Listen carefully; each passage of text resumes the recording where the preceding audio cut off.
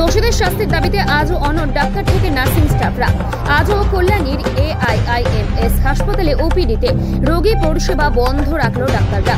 আজও কল্যাণী AIIMS এ বিক্ষোভ ডাক্তারদের। তাদের দাবি, আরজিকর কাল তো আমাদের এখানেও হতে পারে, তাই এই প্রতিবাদ।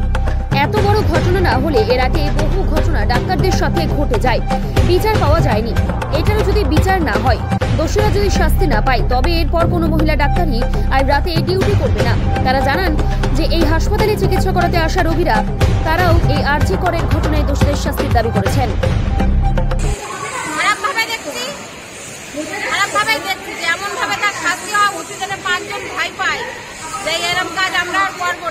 মানে দোষীর শাস্তি চাইছে, দোষীর শাস্তি চাই। শাস্তি তো আগে কষ্ট দিয়ে তারপরে যেন তার ফাঁসি হয়। জেল হলে সে তো ছাড়াই চলে যাবে, থানায় তুলে দেবে, সে তো টাকা পয়সা দিয়ে ছাড়াই চলে যাবে। আজকে কি এমসে ডাক্তার দেখাতে এসেছিলেন? ডাক্তার দেখাতে পেরেছে? পারিনি, তাতে আমাদের কোনো দুঃখ নেই। কেন আপনারা পারেননি কেন ডাক্তার দেখাতে? আজকে ডেট ছিল, ডাক্তারবাবুরা আসেনি, তাই দেখাতে নতুন ডেট পাইছি। নতুন বুকিং ছিল আপনার? মানে যাদের নতুন বুকিং তারা আজকে ডাক্তার দেখাতে পারেনি, আর যাদের পুরনো বুকিং তারা ডাক্তার দেখাতে পেরেছে। আমার মানে ডেট দেওয়া ছিল, এই যে ডাক্তারবাবু তো আসেনি, ওর জন্য দেখাইনি, পরে আবার ডেট দিয়ে দিয়েছে, সেই ডেটে আসতে বলে। তো দোষীর শাস্তি চাইছেন? হ্যাঁ, দোষীর শাস্তি চাই। সকলেই জানি যে আরজিকরে কি ঘটেছে। একজন কর্মরত PGT অর্থাৎ post graduate resident while on duty নিজের সেমিনার রুমে খবর আসছে যে she has been raped and murdered. তো আমার মনে হয় যে শুধু ডাক্তার হিসেবে নয়, সাধারণ নাগরিক হিসেবেও আমাদের এর বিরুদ্ধে কিছু করা উচিত। আমাদের সেফটি কোথায়? যদি হসপিটাল বিল্ডিংয়েই আমাদের সেফটি না থাকে, আমরা কি করে কাজ করতে পারি? আজকে আমরা যদি নাইট করি, এরপরেও আমরা হাসপাতালে কী সাহস নিয়ে ঢুকবো? আজকে আরজিকরে ঘটেছে, কাল এখানে ঘটবে না, অন্য কোনো হাসপাতালে ঘটবে না, তার তো কোনো গ্যারেন্টি নেই। কারণ এটা তো প্রথম ঘটনা নয়, এর আগেও ডাক্তারদের বিরুদ্ধে অনেক অত্যাচার, ভায়োলেন্স আমরা দেখেছি। হয়তো এত বড় কিছু ঘটেনি, কিন্তু এই ঘটনা ঘটার পর আমার মনে হয় না কোনো মহিলা চিকিৎসক, কোনো চিকিৎসক শান্তিপূর্ণভাবে নাইট ডিউটি বা ডিউটি করতে পারে। আপনাদের আজকে এই কর্মসূচি মানে কতদিন হলো টোটাল? আজকে আমাদের দ্বিতীয় দিন। কর্মসূচি বলতে আমরা শুধুমাত্র ওপিডি সার্ভিসেস রেসিডেন্ট ডক্টররা বন্ধ রেখেছি, পেনটাউন মুভমেন্ট চলছে। বাকি আমাদের এমার্জেন্সি ওয়ার্ড ডিউটি, ICU এগুলো কিন্তু সব সম্পূর্ণভাবে খোলা আছে, সেখানে রোগী দেখা হচ্ছে। কালকে কিছু পেশেন্ট পার্টির যারা পেশেন্ট আসছে, যারা ডাক্তার দেখাতে আসছে, তাদের কাছ থেকে আমরা কিছু বক্তব্য পেয়েছিলাম যে তাদেরকে ফিরিয়ে দেওয়া হচ্ছে। আমরা শুধুমাত্র নতুন পেশেন্টদের ফিরিয়ে দিচ্ছি না, ফ্যাকাল্টি আমাদের যারা রয়েছেন তারা ওপিডি চালাচ্ছেন। এবার আমরা রেসিডেন্টরা তো সংখ্যায় অনেকে, 2জন বা 3জন ফ্যাকাল্টির পক্ষে পুরো ওপিডি সামলানো সম্ভব নয়। যদি কোনো পেশেন্টের খুব অসুবিধা থাকে, সে এমার্জেন্সিতে আসুক, আমাদের এমার্জেন্সি খোলা রয়েছে। শুধুমাত্র সর্দি, কাশি, জ্বর বা যেগুলো আজকে না দেখালেও চলে, সেই সমস্ত পেশেন্টকেই ফিরিয়ে দেওয়া হচ্ছে।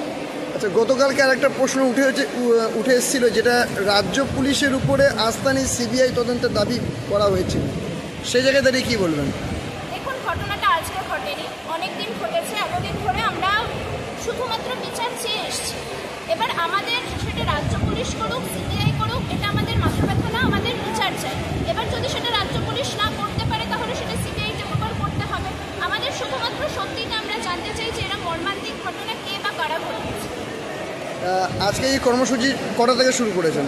কখন থেকে? আজকে আমরা এখানে জমায়েত হয়েছি 10টা, 10:30 এরকম সময়। আর কর্মসূচি বলতে আমাদের IPD এমার্জেন্সি সমস্ত খোলা, 5টা অবধি আমাদের এখানে এটা চলবে। এই ধর্না বলতে পারেন বা পেনটাউন মুভমেন্ট বলতে পারেন। তারপর আমরা একটা র্যালি বের করছি এমস কল্যাণী থেকে আইসার অবধি। তো ডাক্তাররা ছাড়াও যদি সাধারণ মানুষ আমাদের পাশে থাকতে চায়, আমরা তাদেরকেও অভিনন্দন জানাই। এটা কটা থেকে চালু করছেন এটা? 5টা, বিকেল 5টা। আজকে বিকেল 5টা থেকে। এইখানে আজকে কিছু যারা পেশেন্ট এসছে, তাদেরও কিছু কিছু দাবি দেখা গেল আপনাদেরকে বলতে, যে দোষীর দৃষ্টান্তমূলক শাস্তির দাবি। এটা আমাদের উপরই পাওনা যে আমরা সাধারণ মানুষকে এবার আমাদের পাশে পেয়েছি। আপনার এখানে যে কাউকে জিজ্ঞেস করে নিন, আমার মনে হয় না কেউ বলবে যে আমাদের এই প্রতিবাদ কোনোরকমভাবে অন্যায় বা আমরা কিছু ভুল কাজ করছি। আমরা শুধুমাত্র কর্মক্ষেত্রে আমাদের সুরক্ষা চাইছি।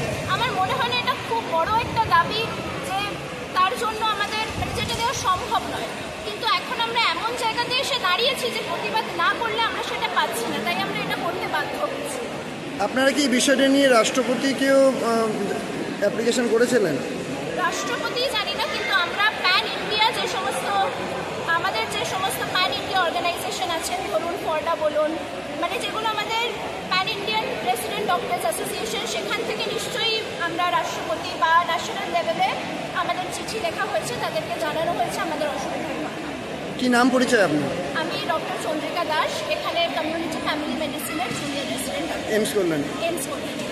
ধন্যবাদ।